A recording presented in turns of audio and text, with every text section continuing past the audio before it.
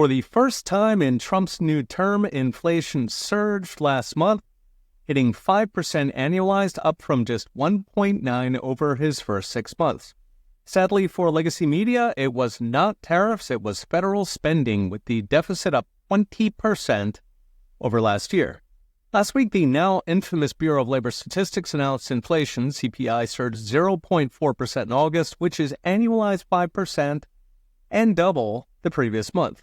Now, just last week, I talked about the BLS revising away 1 million fake Biden jobs, as in they're not very good at math. And independent price aggregator Truflation says inflation in August was 2% on the button no clouds in sight.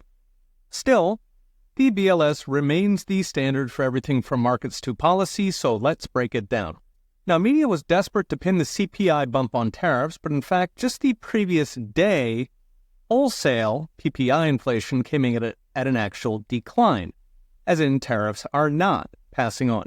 So what is driving CPI? The biggest were energy and food, which are both domestically produced, and above all, housing, which is not imported, but is measured on a goofy 9 to 12-month lag, meaning housing is still running on Joe Biden's fumes. And considering housing is 36% of CPI, that's a lot of fumes.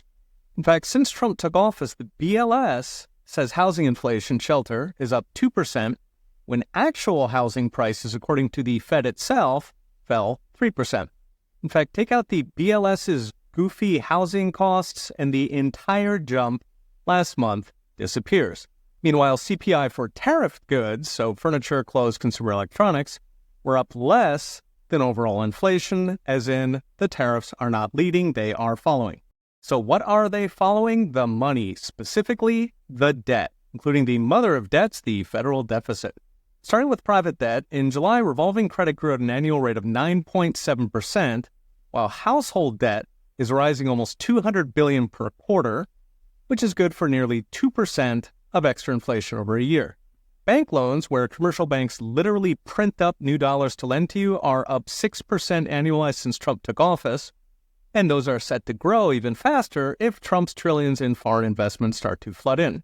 Finally, the big kahuna, the federal deficit, rose 20% on the year, with spending up $400 billion despite DOGE. As was partly rising debt interest, which now costs more than the military, but mostly it was social programs that Congress puts on autopilot so they can pretend the budget is out of their control. Together, these are pumping fresh dollars into the economy, whether literally printed by banks or borrowed out of cold storage and put into circulation. That is driving prices. It's not Chinese socks. So as next brought to you by I Trust Capital, according to the Cleveland Fed, inflation expectations are 2.6% for the next year and 2.4% for the next 5 years. Now, this does not hold a candle to Biden, but it is above the Fed's target, as in normally they would not cut rates. And it could get worse as the factory-building boom Trump wants translates into even more inflationary loads. In short, federal deficits have become so big that even a healthy economy is inflationary. Listen to all last week's videos in a single 20-minute podcast. Search Peter Sound wherever you enjoy your podcasts. So, hey, we'll be watching. See you next time.